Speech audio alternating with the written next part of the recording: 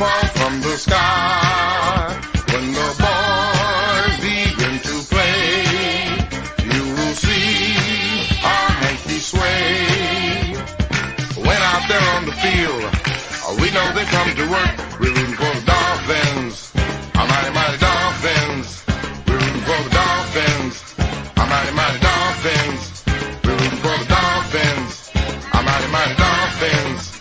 We're rooting for the Dolphins, our mighty, mighty Dolphins.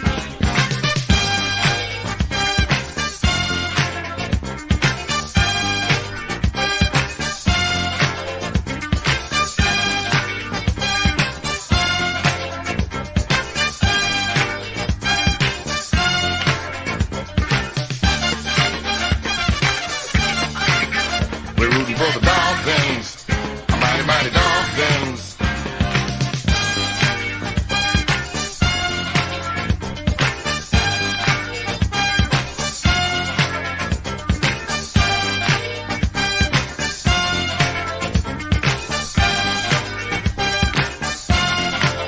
for the Dolphins, our mighty, mighty Dolphins. We're rooting for the Dolphins, our mighty, mighty Dolphins. We're rooting for the Dolphins, our mighty, mighty Dolphins. We're rooting for the Dolphins, our mighty, mighty Dolphins. We're rooting for the Dolphins, our mighty, mighty Dolphins. We're rooting for the Dolphins, our mighty, mighty Dolphins. We're rooting for the Dolphins, our mighty, mighty Dolphins. We're rooting for the Dolphins, our mighty, mighty Dolphins.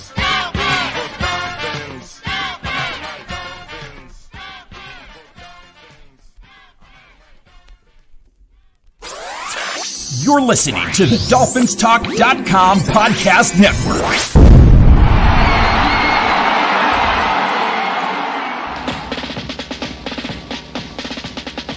Miami's got the Dolphins, the greatest football team. We take the ball from goal to goal like no one's ever seen.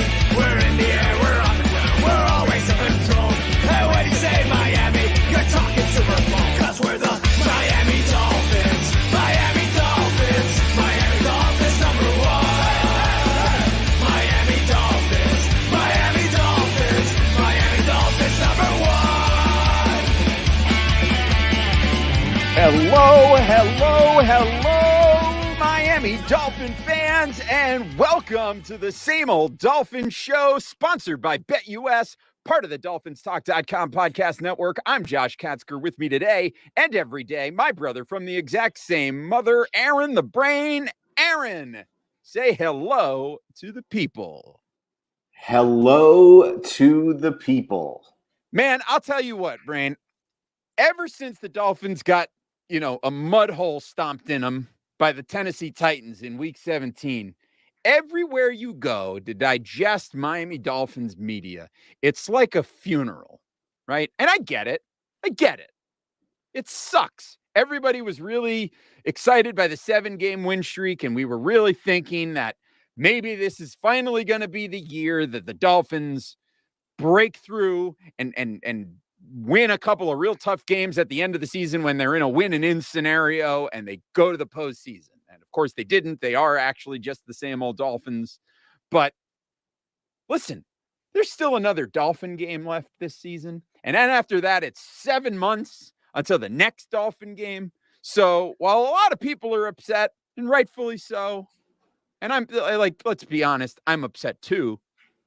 But I'm still going to come out and I'm going to enjoy those that last 3 hours of Dolphins football. I hate that I got to wait until 4:25 on a Sunday for it to happen. You guys couldn't play. Just let the Dolphins get it over with in the early window. But, the end of the day, I'm still pumped up because there's Dolphins football this Sunday. There's not going to be Dolphins football, unfortunately, for a while after that. But hey, let's enjoy it while we got it. You know what I mean? Yeah, I could take it or leave it. They could forfeit for all I care. It's a meaningless football game. I personally, after losing that game last week, it's like if that was the last game of the season, I'd be okay with it. But look, we do have another game, so it's another opportunity to try to show that you can beat a really good team that has something to play for at the end of the season. So I guess there's something there that you can hang your hat on, but I mean, let's face it. It's a glorified exhibition game. The only thing I could say about, being overly depressed about it is, well, it's a lot easier to cope with when you never let your depression, you never got out of your depression because you never let this team fool you into thinking they were anything other than what they truly are. So I think that's the way. Look, we're the same old Dolphins show for a reason. If you've watched the show or listened to the show for any period of time, especially over the course of this season, you kind of know where I'm at. I'm going to be pessimistic about this football team until they give me something to be optimistic about. Although I will say that I did pick them to make the playoffs before the season started. It's just then they started losing games, and I realized, I got excited. I did the Dolphin fan thing and got excited in the offseason. Next year, maybe I won't, but probably I'll still pick them to make the playoffs at the beginning of the season and be disappointed again.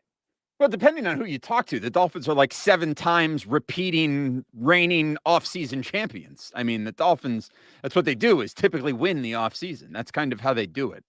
But, at any rate, listen, it's a situation here. But listen, if you're a Dolphin fan, you still got a game against the Patriots this weekend. You have an opportunity to play spoiler, although maybe not to the extent that you'd like to. The Patriots have already wrapped up a playoff spot. If Buffalo beats the Jets on Sunday, then the Patriots are a wild card team no matter what. So, while the Dolphins can certainly do their part to try to make sure that the Patriots don't win the division, they're still not going to keep them out of the playoffs, but whatever. You hate the Patriots. You always want to beat the Patriots. You have an opportunity. The Dolphins could finish a season with an above 500 record for a second consecutive year, a winning record. That hasn't happened, that they've done it in consecutive seasons for almost 20 years. So that would be a good thing, something to look forward to as well. And I think there's a lot to look forward to as far as what are you going to get out of these players after such a crushing defeat? It's not just the fact that they were eliminated from playoff contention. It was the fact that it was done in pretty much humiliating fashion. This defense that has been the thing that has held the team up all season long, right? They've been held up by the strength of their defense. And now, as they go into this final game of the season, the defense was embarrassed, particularly against the ground game of Tennessee last week. How do those guys respond? How does Emmanuel Ogbah respond, a guy who's trying to get a new contract? How does Mike Gesicki respond? Although he's got somebody's got to throw him the football, but how does he respond? How does Jerome Baker respond? How does Landon Roberts respond? How does Tua Tagovailoa respond? This guy had a horrible game, his worst game as a pro, easily by miles, last week against Tennessee. How does he respond in this game against Buffalo, or against New England rather, when it may very well be his last game as the starting quarterback of the Miami Dolphins? But how does he respond? I mean, I guess that's what you're tuning in to watch. Personally, I expect them to be professionals. Not only are they playing to try, if they want to stay on the Dolphins and they're trying to make their last impressions to this coaching staff and to the GM, but they're also putting tape out there for the other 31 teams in the National Football League. So I'm not expecting them to go out there and not try. I'm expecting them to go out there and be professionals. And I expect that they're going to look at this as an opportunity to try to win a game against a good football team, which is something that has been the big criticism over the course of the last couple of months, where the Dolphins have been, they won 7 games in a row and they played themselves into playoff contention. And what was the big criticism? Well, it's who are they playing? Who are the quarterbacks that they're playing? These teams are garbage. The only team that they beat that was any good has gone into full tank mode since the Dolphins beat them in the Baltimore Ravens. And then they played a team in the Saints who were supposed to be good, and it was a Monday night game, and you got their 4th-string quarterback making his debut, and he was completely overmatched. The Dolphins finally went up against a good team, a playoff caliber team, and they got stomped. So it goes right back to the feeling that you had last year watching the last game of the season against Buffalo. with a chance to control their destiny, win a big football game. The Dolphins played a playoff caliber team and got stomped. So this is another opportunity, albeit with not as much to play for, significantly less to play for, really nothing to play for. They still have an opportunity to beat a good football team. I just don't have very much faith that they're going to do it. And at the end of the day, I question how much it really, really matters now that the season is essentially over and it's a glorified exhibition game. Yeah, I mean, it's a great question. But I think, if you're a Dolphin fan, you're really looking at how the team responds, how they react, and how they come out. And that's going to be, the thing that tells you a lot. You're gonna learn a lot about these players and a lot about this coaching staff. The difference is last year they were eliminated on the last game of the season. So they didn't have to go out there and play another game. The season before that, they were, it was a terrible season from the start. They were eliminated from the playoff. They were never, ever really in that conversation. So it's been a while, since I think it's been, other than like the tank year and then the year after that. I mean, they're always kind of thereabouts, in the conversation. But now I'm really interested to see how Brian Flores, who did so well getting his guys to buy back in after that 1-7 start, I'm really curious to see how he gets those guys to respond in this big game at the end of the season with nothing on the line other than pride. You're playing to put good footage on tape. You're playing to advertise yourself to other teams in the league and play a little bit of spoiler. So I'm really curious to see how Brian Flores handles that, because this is, Mike said it, I think, in a good way, where on the show that he did on Wednesday, or the Thursday show for the same, or for DolphinsTalk.com, he basically said the 7-game winning streak did really one thing. It saved Chris Greer and Brian Flores' jobs. That's what that 7-game winning streak accomplished. And so now that these guys are secure in their jobs, let's see how they come out in this last game of the season and what they do in this next offseason as we head into this big game against the Patriots. And I know I keep saying it's a big game and there's nothing really at stake, but it's always a big game for me when we're up against a team in the AFC East, even when it's the stinky old Patriots and Mac Jones and Bill Belichick. But listen, before we get too far down the road, want to remind everybody to make sure you are following us on Twitter. I'm at Amplified to Rock. He is at Aaron the Brain. The show is at Same Old Dolphins. You can download, rate, review, and subscribe to the podcast on Apple Podcasts, Spotify, Stitcher, SoundCloud, anywhere you get podcasts. We invite you to subscribe. And we also want to make sure that you leave us a 5-star rating, leave us a positive review. We appreciate it. We've worked hard all season for you. And, you could do this one little thing in exchange for us. I mean, we appreciate the fact that you listen. That's great. That's wonderful. But if you could do us a solid, go leave us that 5-star rating and a positive review. We'd appreciate it very much. So thank you all in advance for doing that. Make sure you're subscribed to the Dolphins Talk YouTube channel. What's up to everybody watching live in the comments? We appreciate you being with us. We got Chris Adams over there in the comments over there. It's good to see you. What's up, man? Finn's Tailgate. He's in the house. Got a lot of folks over there in the comments. So make sure you subscribe to the Dolphins Talk YouTube channel. Turn on the notifications notifications bell so you're notified every time we go live. And make sure you like this video, damn it. If you're watching live on YouTube, make sure you hit the like button. We appreciate it very much. And make sure you're visiting DolphinsTalk.com each and every day.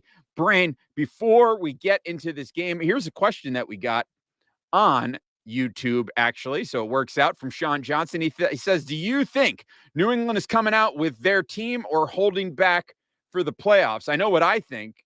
I think at least at the beginning of this game, they've got it. It's all to play for. So I think they're coming out full strength. Whether they stay full strength all game remains to be seen. I think there's going to be some scoreboard watching going on, Brain. Buffalo's playing at the same time, correct?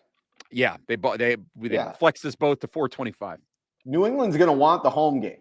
I mean, that's what they're playing for. They're playing for potentially a home game, and they're not just going to assume that Buffalo is going to beat the Jets. The Jets, played Tampa Bay really tough last week, and just a couple of weeks ago, we saw the Chargers lose a game to the Houston Texans. It's still any given Sunday, and anything can happen. So the Patriots are going to come out playing to win this football game. Now, do I think that they're going to go out there and empty the playbook and get really creative? No, because I don't think that they have to. But I think they're coming out with their starters and they're playing to win this football game. And barring the Bills just being up like 30 points at halftime, then I think they're going to keep on playing for it, because I don't think the Patriots are going to somehow, in the second half of the game, be looking up at the scoreboard and saying, well, the Bills are up by 2 touchdowns with 10 minutes left. We could pull our starters. I don't think that's the way this is going to go. I think the Patriots are going to try to win the football game. Yeah, I would expect that too. In fact, there is actually a scenario where the Patriots could still end up with the number 1 overall seed in the AFC, but it involves the Bills losing to the Jets. It involves it involves the Chiefs losing to the Broncos, and it involves the Tennessee Titans losing to the Houston Texans. If all of those teams lose and the Patriots beat the Dolphins, the Patriots would actually be the number 1 seed in the AFC. Don't think that's happening. Well, this sounds a lot like what the Dolphins' playoff chances were a month ago, but 80% of the Dolphins fans seem to think we were going to make the playoffs. So you never know. You never know. But yeah, I would expect the Patriots to come out all guns blazing, at least the very beginning of that game. Whether or not they stick with it, well, that remains to be seen. But like I said, I think there's going to be scoreboard watching. If they look at the scoreboard and the Bills are up 30 points on the Jets at halftime, I'm pretty sure we're going to see some backups in that game as the Patriots try to rest their players before their playoff game next week. But this isn't a Patriots podcast. We're not going to spend all this time talking about the Patriots. We're going to talk about the Dolphins and see what can the Dolphins do in this final game of the season. So I want to put this out to all the listeners out there. And if you're watching live on YouTube or Facebook or Twitter, what I want to know is, what is it that you are most looking forward to in this game on Sunday for the Dolphins? And if you're listening to it on the podcast, tweet at us at Amplified to Rock, at Same Old Dolphins, at Aaron the Brain. Tweet at us. Let us know what you are most excited to see in this final game of the season. What is it that you're looking for? That is something that I'm genuinely interested in hearing. And so we'll get back to some of those answers in a minute. We'll let people get those answers in. But, Brain, we got to talk about our friends at Manscaped, because it's 2022. They're leaving 2021 and hairy balls behind. They want you to use their Lawnmower 4.0 in 2022 so you can have nice, clean nether regions. So they want you to go to manscaped.com, and I want you to use the promo code Dolphins Talk, because you'll save 20% off. You'll get free shipping, and then you'll get all the tools that you need to do the job to be nice and clean as you head into 2022. So there it is. There it is. I've laid it out for you. Go to manscaped.com, use the promo code DolphinsTalk, get yourself a Lawnmower 4.0, get yourself some shampoo, some body wash, some lip balm, get yourself, all the shaving implements, some ball toner, get yourself some ball deodorant. You're going to be in good shape at Manscaped, especially if you use the promo code DolphinsTalk and save 20% off and get free shipping. Which, why wouldn't you do that? If you're going to go and you're going to take care of your balls, you might as well use the promo code DolphinsTalk. There it is. All right, Brain, the answers are coming in. We got any good ones out there? What are people looking for? What are people looking forward to seeing from the Dolphins or the Patriots at Week 18? You're laughing. I can't wait to see some of these responses. Angry Al had a particularly good one. Angry Al was his the Dolphins firing Flores and Greer? It was this one. What kind of cannon do you want to see Greer and Flores shot out of into Biscayne Bay after the game on Sunday? I've got to admit, my cannon knowledge is not what it used to be. So yeah, I'm thinking old school, like I don't know, Civil War naval cannon. I'm thinking more like, I guess that's like Renaissance era, maybe Middle Ages, the catapult. Like set them up in the catapult and just catapult them into Biscayne Bay. Well, listen, like I said, I don't think these guys are going anywhere. No matter what anybody says. I don't think they're going anywhere. I think they're coming back. I don't know that I necessarily agree with. I could get on board with Flores coming back. I don't love the idea of Greer coming back, but I think at this point I'm kind of resigned to it. It's happening. So I'm kind of resigned to the fact that we're going to have one more year of, let's see if the Dolphins seem to, like, I don't know. I think I may have said this on the last episode, but I feel like we're at that point in the cycle where it's now Greer and Flores coaching for their jobs in their fourth year. So let's see what happens. This is where they make all the desperation moves. The thing is, they got a lot of money to play with. They got a lot of draft capital to play with. Yeah, The well, way, they have a lot of draft capital currently. Yes, they currently have a lot of draft capital. Can we talk about this? Can we? Nobody's talking about it, but we got to talk about it. Okay. Tua Tagovailoa on Sunday against the Titans has his worst game as a professional, right? You keep saying that, but I look back at that game against the Raiders last year. Was it that much? I mean, you said it was his worst game by miles. I mean, it's just as bad. Well, okay, fine. And then the Denver game that like a couple weeks earlier. Yeah, that was pretty bad too. So he has a terrible game. His worst game of the season. How about that? Sure. His worst game of the season. Anyway, he's terrible. And it's like, and it's the first time that the narrative has clearly been from all corners. Nobody can deny that he had a terrible game. Right. And, because in the Raiders game and the Denver game last year, it's like, he's a rookie. He's getting used to it, blah, blah, blah, blah, blah. Now he's been out there. He's been around the block a few times. Now he goes out and has the stinker of a game, right? Whatever. Terrible game. That's not the point. He has a terrible game. And then 2 days, 3 days later, who makes his first public appearance in months and months and months at a birthday party in Texas? Deshaun Watson, and has a picture taken, smiling at the camera, holding up the peace sign, saying hello. Like, I mean, this guy trolling everybody. He knows what's going on. He knows Tua goes out there, has a terrible game. He knows that Brian Flores and Chris Greer and Steve Ross are on the phone with Nick Caserio, and they're saying, hey, we still want your boy. We want him. Bring him in. Let's go. Bring him down. We want Deshaun. Let's get him on an airplane. Let's get him to South Beach. Let's make the deal as soon as we can find out whether or not he can play. That's a pretty troll move by Deshaun Watson. He's going to show up. Make a public appearance after Tua has a terrible, terrible game.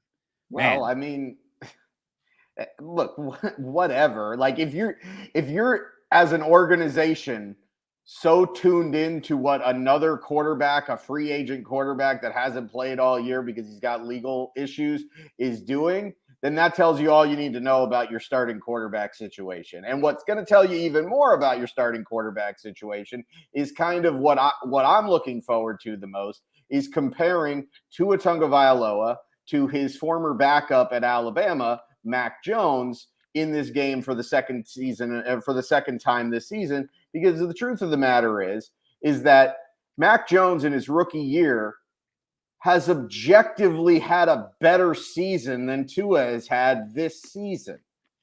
And that does not bode well. And I'm not sitting here saying Mac Jones is anything great. I think Mac Jones is just a serviceable starting quarterback. But he's been better than Tua, both statistically and eye test wise. And so this is kind of the last chance for Tua to kind of make, I don't think it matters at this point, because I think the evaluation of Tua in the eyes of the coaching staff and in the eyes of the GM has been done. It's complete at this point. Sure, he can help himself by having a good game, and he can hurt himself by having a bad game, but I don't think largely that it's making any kind of difference, because at the end of the day, we came into this season knowing that the biggest question coming into the year was going to be, can Tua make the jump? Can he make the big jump that is necessary?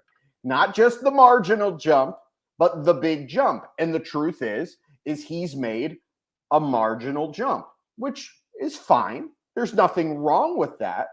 But at the end of the day, he hasn't made that big jump that you would have liked, that a lot of second-year quarterbacks, when they are true franchise quarterbacks, make. Look at Kyler Murray. Look at Joe Burrow. There are other quarterbacks in this league, second-year guys, whether it's this year or years previous, that have made that big jump. Tua has not made that big jump. He's just made a marginal jump, which leads you to believe that Tua will. Is he getting better? Is he solid? Sure, he's fine, but he's not this elite guy. He's probably never going to be an elite guy. And so obviously, if you have the opportunity to upgrade, you should be upgrading. And I think seeing him in comparison to a guy in Mac Jones that didn't come that first off was to his backup. Secondly, did not come out of college with as much fanfare or be projected to be as good a starting quarterback as Tua in the NFL, and already as a rookie is better than him. It tells you a lot. It does. It says a lot. And so now we're going to see these guys go head to head again. And it was one thing when it was Tua going head to head with Mac Jones in his first NFL game. And now it's Tua going head to head with Mac Jones in his 17th NFL game. And let's see how these two guys have progressed throughout the season. And I saw somebody in the comments say, well, Mac Jones has a better offensive coordinator and a run game around him. And it's true. And I mean, I'm not, no, wait. I mean, it's true that, I mean, Mac Jones is in a much better situation as far as the offense. He's got a better offensive line in front of him. He's got a better running game, and he's got a better offensive coordinator. What do you want to do? I mean, you're absolutely right. That's absolutely true. But all of that being said, you can't put all of those factors and say, and that's why Tua is performing the way that he's performing. You simply cannot do it, right? That's not how it works. So I want to tackle this comment. Okay, VZ Thomas says Burrow has 3,000-yard receivers and a 1,000-yard running back. Okay, and he's been sacked 50 times. That's true. And he's in his second year. Uh-huh. And you know why he has 3,000-yard receivers? Because he's a good quarterback. Right. You could say, oh, that's a 1,000-yard receiver. Oh, because of the quarterback throwing them the ball. You can work it the other way too. And having a 1,000-yard running back, that could also have a lot to do with having a quarterback that can stretch the field and throw the ball downfield. That is a great offense in Cincinnati and an awful offensive line. Yet the Dolphins, who also have an awful offensive line, Dolphin fans will excuse Tua every single step of the way, and they'll say, well, he doesn't have an offensive line. He doesn't have an offensive line. Well, Joe Burrow doesn't have an offensive line. He's thrown 34 touchdowns and 14 interceptions and has his team in the playoffs. So in his there you second go. year. In his second After year. playing less than half of season last year. Same scenario. And came off of an injury. Right. So, I mean, yeah, you can make the excuses if you want to, but the situation is what it is at this point. And it's not really up for debate. There's a body of work at this point, and you can't look at I don't think, I don't know. I don't want to I feel like I'm on a treadmill saying the same thing over and over again, but I said it in the last episode of the show, is you can't tell me that you can look at this Dolphins offense and think, okay, if we upgrade the offensive line, get a stud running back, which I don't know where you're getting a stud running back because there's not one in the draft. There is not a big-time stud running back in the draft like there was last year. Last year, there was a few of those guys. This year, there isn't anybody like that. There are some good running back prospects in the draft, but they're not like number one stud running back, 3-down bell cow back kind of running backs in this draft. But regardless, you're going to tell me that if the Dolphins get more wide receiver talent, fix the offensive line, and get a running back, that you are confident that the Dolphins are going to be lighting teams up the way the Cincinnati Bengals have been shown that they can do this year? Because, as good as Jalen Waddle is, and he's a really great receiver, and I am very happy to have him on the Miami Dolphins. Jamar Chase is showing that he is a different kind of player out there. He is a different kind of player. And then when you pair him with, T. Higgins and Boyd, the other receiver over there, but then you pair them with a quarterback with a huge arm like Joe Burrow and can fling it all over the place. Yeah, you get eye-popping numbers like that. I'm not sure if you put Jamar Chase, T. Higgins, and Tyler Boyd on the Miami Dolphins and keep the rest of the rosters the same, I'm not sure that those guys are putting numbers anywhere near what they're putting up with the Cincinnati Bengals. How many years has Tyler Boyd been in the league?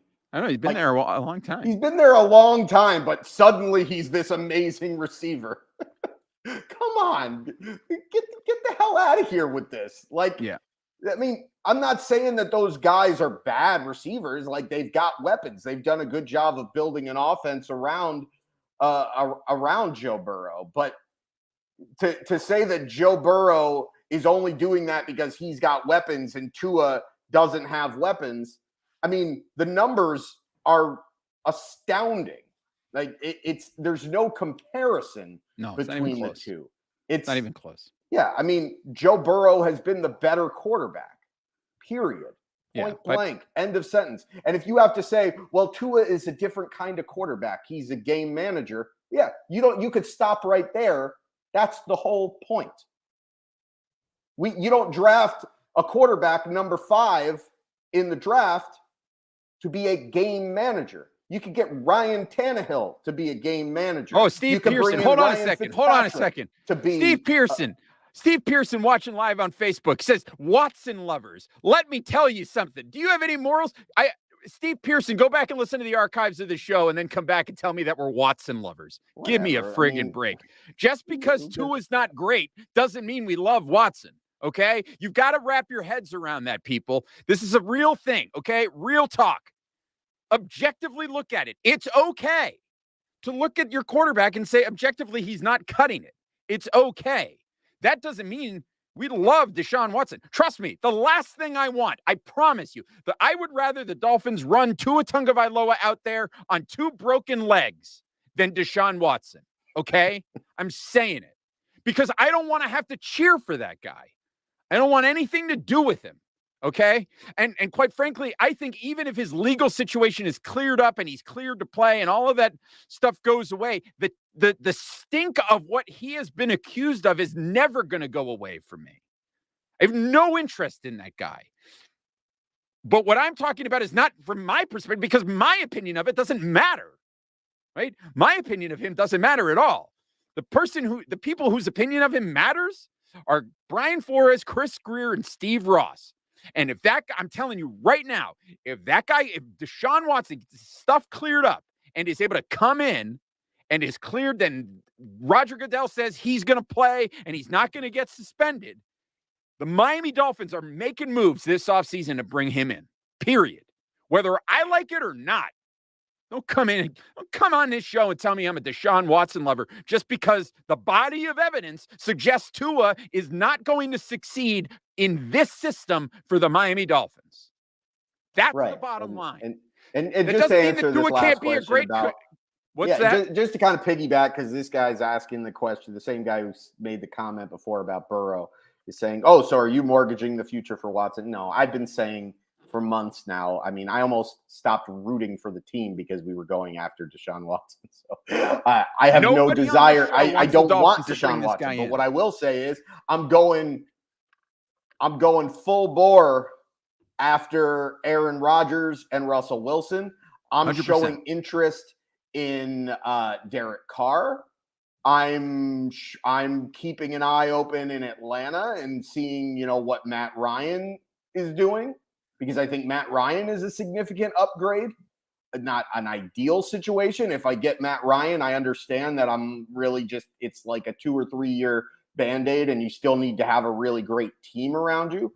But if you build weapons on this offense, I feel more confident with it being run by Matt Ryan, even in this stage of his career, than I do with Tua, which I mean, and I think most people would objectively agree with that. And the fact that we're saying that about like a 34, 35-year-old Matt Ryan, I mean, that should tell you whatever you need to know about Tua. So the fact of the matter is, I'm not mortgaging the future for Deshaun Watson, although it doesn't matter, because if Chris Greer and Brian Flores want to, then they will. And I'm not going out and drafting a quarterback just for the sake of drafting a quarterback. And I'm not bringing in Baker Mayfield or some bum off the street. I think you can win with Tua, but he would not be my first option. I would be looking to upgrade. And I think the Dolphins would be crazy not to look to upgrade. Right. And we've said that time and time again on this show. We absolutely believe that it is possible for an NFL team to win with Tua at quarterback. But here's the thing. When you look at the kind of team that you would need to have around Tua in order to win, you need to have an all-time great elite defense. You need to have a stacked offense otherwise. And then you need to get lucky because you need then to hope that everybody on that team stays healthy. And you've got to hope that you can keep it together and work, because there's luck involved in winning the Super Bowl anyway. Like, let's be honest, right? In order to stay healthy for a full season, make it into the playoffs and be healthy at the right time, there's luck involved with that.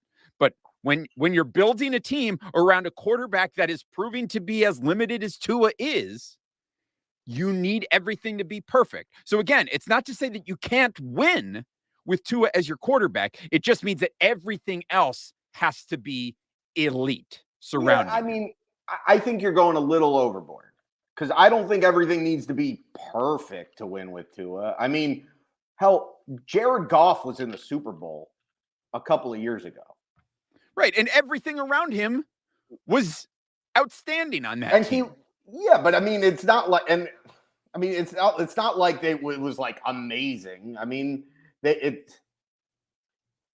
whatever. I mean, and then the Patriots solved him in the Super Bowl. Yeah, and the Patriots solved him in the Super Bowl. Jimmy Garoppolo was in the Super Bowl. You know, Trent Dilfer won a Super Bowl. Joe Flacco won a Super Bowl. Now, granted, I think prime Joe Flacco is better than Tua.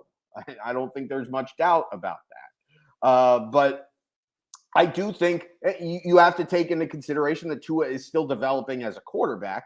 I think that he can be a good NFL quarterback, much in the same way that Ryan Tannehill is a good NFL quarterback.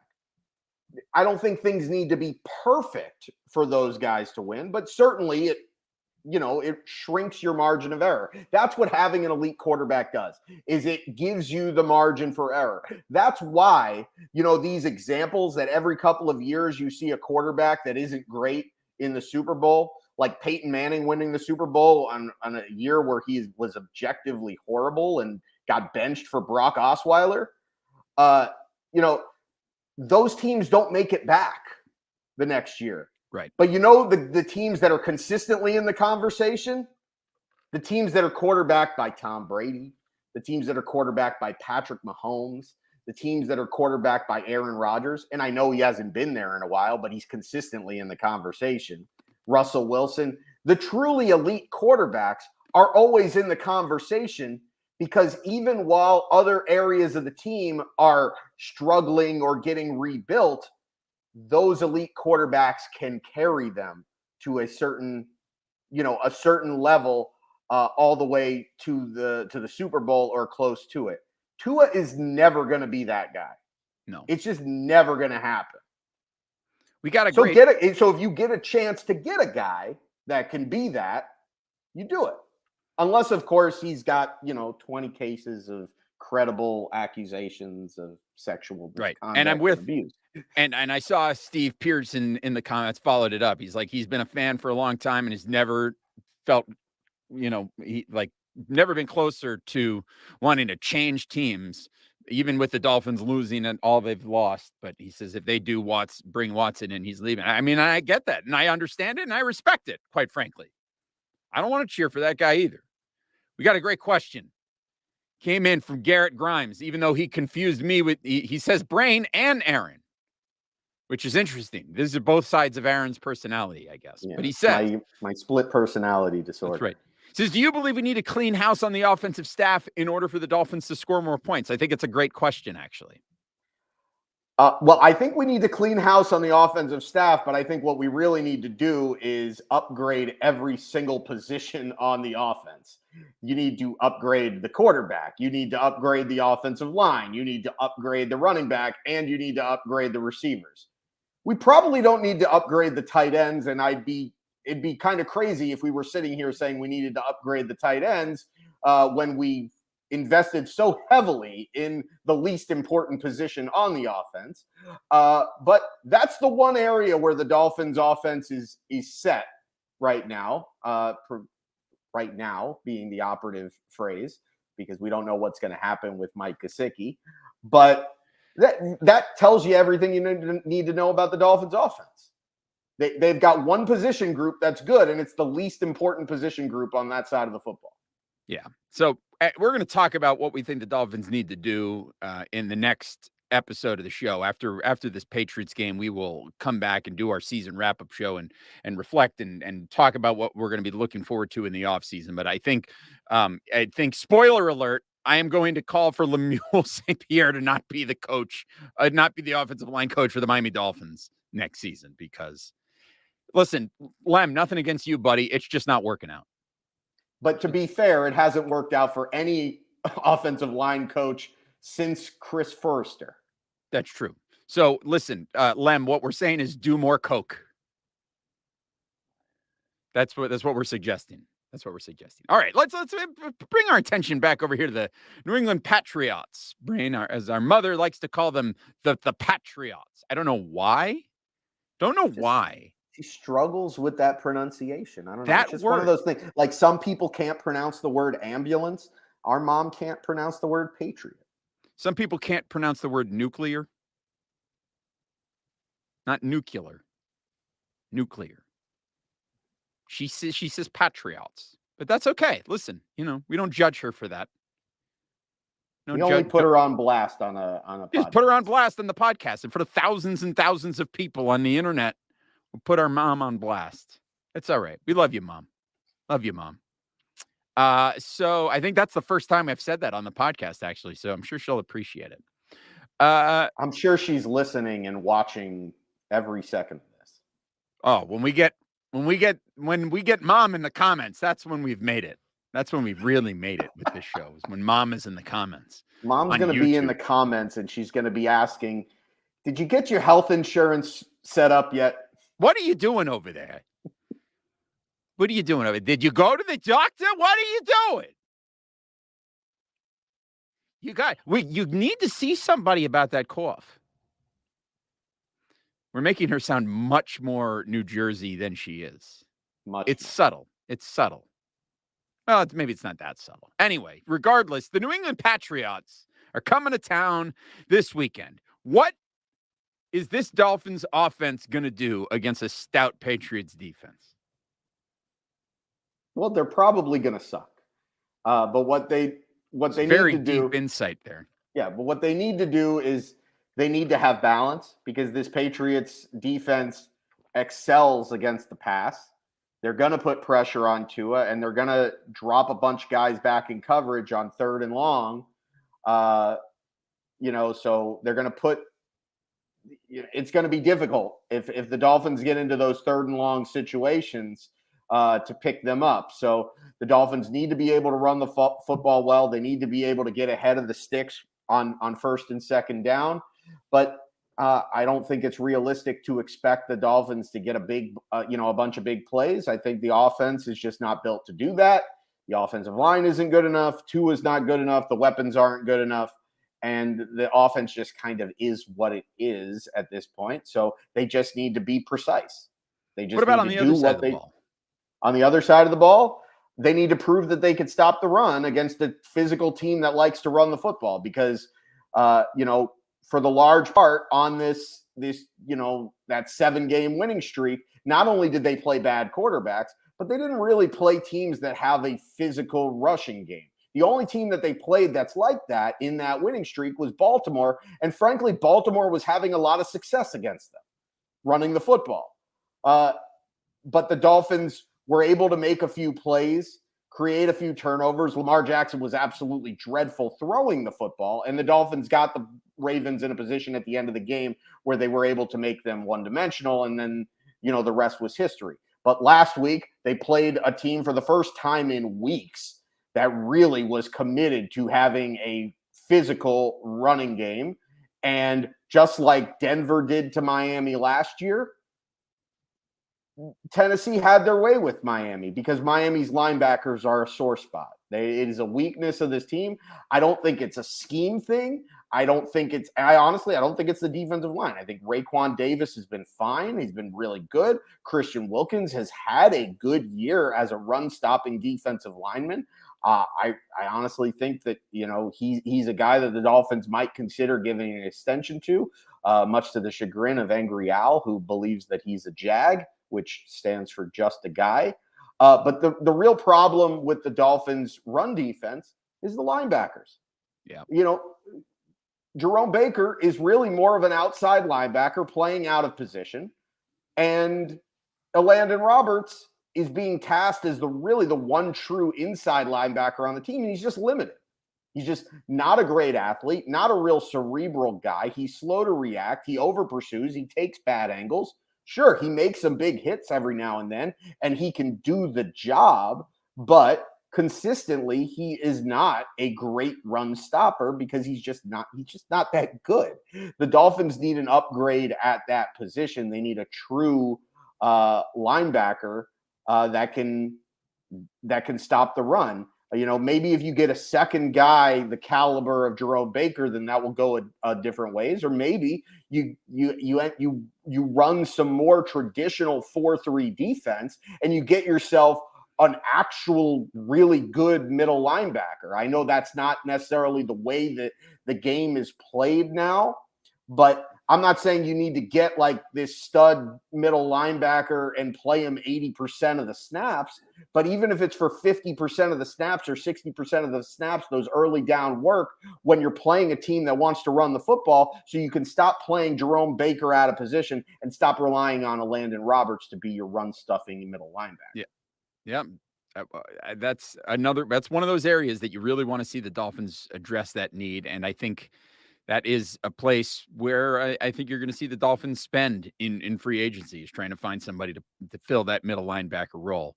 Got a nice shout out here from JC in New Jersey. He says he's from Jersey, so he appreciated Mom's accent there. He says he enjoys the show and listens to every show. Great Dolphins content. Hey, JC Kang from New Jersey, thank you. We appreciate it.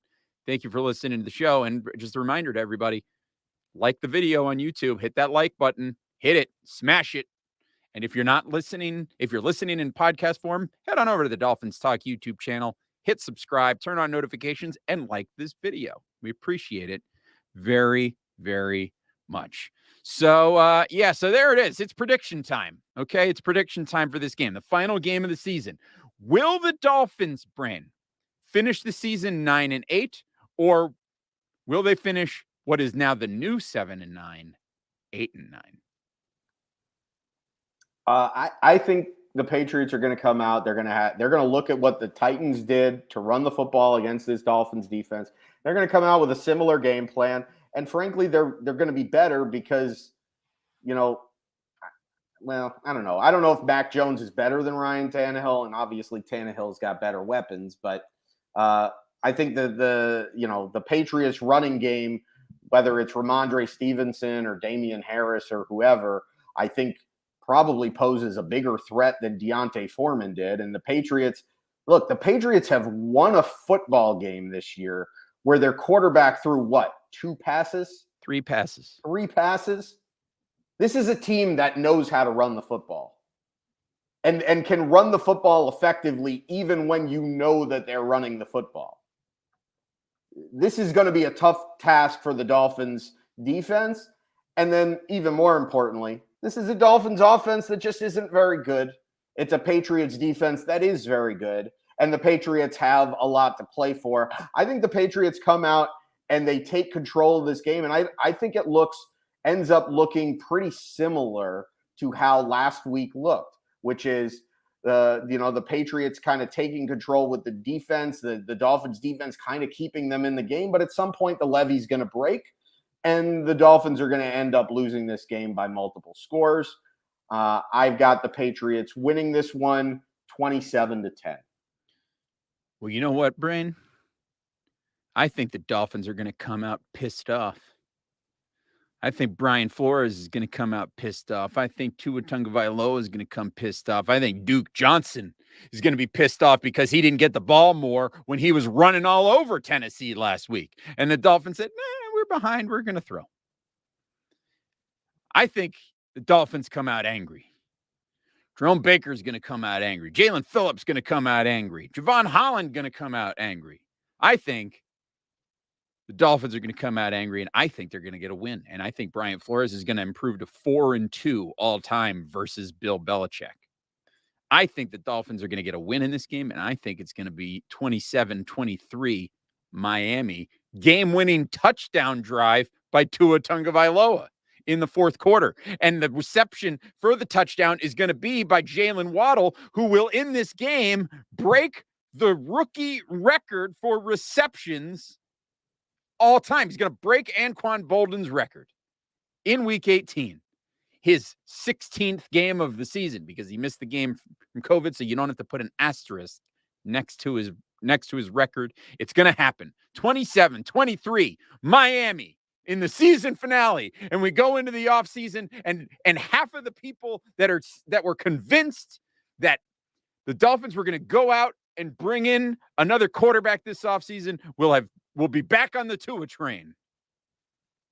That's the prediction. Go Dolphins. Yeah, I don't know. I think at this point, if you're in the boat of, you're done with Tua and you've seen enough, I don't think that any good game is going to change your mind. I think if you're in the boat that Tua is, the answer and he is great and the Dolphins just need to put weapons around him, I think you've already formulated your opinion. And so I don't think that anything that happens in this game is going to change that. I think the fact, as usual, lies somewhere in between, which is that Tua is just probably a middle of the road starting quarterback, considering where he is in year 2. I think that's probably what he is. I think he's a middle of the road starting NFL quarterback that you can win with, but he's not going to carry you anywhere. Right. If you're relying on him to win you the game, every once in a while, maybe he will, but he hasn't shown yet, really, other than what the Arizona game last year, he showed that he could do it. And he tried to do that in the Atlanta game this year, but the defense let him down. But he also threw 2 picks and gave Atlanta basically. He set Atlanta up. He set Atlanta up. He sure did. But anyway, that's who he is. And we're going to see him as the Miami Dolphins starter on Sunday, at least. Whether we ever see him as the Dolphins starter again after that remains to be seen. But he's going to be out there Sunday, and he's going to be wearing a Dolphin jersey, so I'm going to be cheering for him, as I always do, because, if you're wearing the Dolphins colors, I'm going to cheer for you. At least that has always been my rule thus far. I don't know how much longer that's going to always be my rule, but here we are. I'm going to keep my fingers crossed and hope for the best. But regardless, for the Brain and I, we appreciate everybody that has listened to the show this season, whether you've been joining us live on YouTube or Facebook, the I'm a Miami Dolphins fan Facebook page. If you've been joining us live over there, been watching on Twitter, if you've followed along on the podcast, listen, we appreciate you for being part of this family and coming along on the ride with us this season. It's been a lot of fun. Everybody that we've interacted with on Twitter, we might not always agree, and that's fine. But at the end of the day, we're all looking for the same thing. We're all cheering for the same thing. We all want to see the Miami Dolphins win the Super Bowl before we die. So that's what we're all cheering for. Whether or not that's ever going to happen remains to be seen. But it's kind of fun to go on the ride, and we appreciate everybody that has interacted with us. The show has grown by leaps and bounds this season, both just in listenership and people who have interacted with us on Twitter and on YouTube as well. I mean, we went from, barely having anybody watch the show to having lots of people pick it up and watch it, whether it's live or on demand. And that's been really great too. And reading all the great comments and hearing from everybody, we really do appreciate it. And I know we don't say it a lot. And I know that sometimes we're smart Alex on here and that we're a little goofy and we're a little silly. But we really do genuinely appreciate everybody who listens to the show, whether you agree with us or not, whether you think we're Tua homers, whether you think we're Tua haters, whether you think we're Watson lovers, whatever the case may be, we appreciate you joining in, listening, and interacting with the show. And if you haven't done that yet, if you haven't interacted with us yet, we invite you to give us a follow on Twitter. I'm at Amplified to Rock. He is at Aaron the Brain. The show, again, is at Same Old Dolphins. And of course, make sure you're following at Dolphins Talk as well, so you can keep up to date with all the things that we've got going on this off season coming up. And make sure you're visiting dolphinstalk.com each and every day for all the latest Miami Dolphins news and information. Make sure you're going to manscaped.com using the promo code Dolphins Talk to get that 20% discount, getting the free shipping. Go to BetUS, use the sign-up code Dolphins Talk for a 125% sign-on bonus. You know, all kinds of good things going on. And we're going to be back. We're going to be back early next week. Not sure if it's going to be Monday or Tuesday yet, but we're going to be back next week to do a season recap and react to any of the, you know, news that may or may not have broken by the time we record. So we'll be back here with you early next week. So if you're subscribed to the Dolphins Talk YouTube channel, turn on those notifications so you can interact with us live on the show, because we're going to be probably pouring one out for Coach Lem. He's not going to die, but he's hopefully, I don't want him to die. I don't want anything bad to happen to him, other than I want him to lose this particular job. But I would love for him to get hired somewhere like Buffalo or something like that. That'd be great. Of course, with the Dolphins' luck, he would go on to Buffalo to then put together the best offensive line the NFL's ever seen, because that's our luck. That's how it works. But any parting words from you, words of wisdom from the brain before we get out of here? I got nothing. Just, go out there and, hopefully it would be nice to see the Dolphins put a decent performance out there and not get trounced. Because if you get trounced in this game and you get blown out for the second week in a row, it really taints that winning streak and really just makes you look at it and say, well, that was just a really fluky winning streak that happened to be against really bad football teams with really bad quarterback, which frankly is the truth. Are you saying the Dolphins were bubble frauds? If you get blown out in this one, yeah, then we were bubble frauds. This game, and then you kind of have an argument that we could have been legit had we not blown it earlier in the season and with stupid losses to Jacksonville and Atlanta. But lose this game by 20 points or more, and then you probably look at it and say, well, of course we lost those stupid games to Jacksonville and Atlanta because we weren't a good football team. I want to just give a quick shout out to Will Fuller. This guy just made $10 million for nothing. And he's going to retire off of it too, probably. What a king. Just put a crown on that man's head. Shout out Will Fuller. Good for you, buddy. He steroided his way into a contract. That's right. And then played 15 minutes of football and called it a career. What a man. What a guy. Shout out Will Fuller. Unbelievable. Unbelievable. He's same old Dolphins, the Dolphins. Unbelievable. Amazing. Dante Culpeppered us. Yeah, he sure did. He sure did. All right, everybody. Thank you for joining us for this one. Go out there, have some fun. It's the final Dolphins game of the season on Sunday, so enjoy it. 4:25 p.m. Eastern Time, CBS. Go out there, have some fun. Root for the Dolphins, the mighty, mighty Dolphins, and take care of yourselves and each other. We will talk to you again next time. Bye-bye, everybody. Go Dolphins!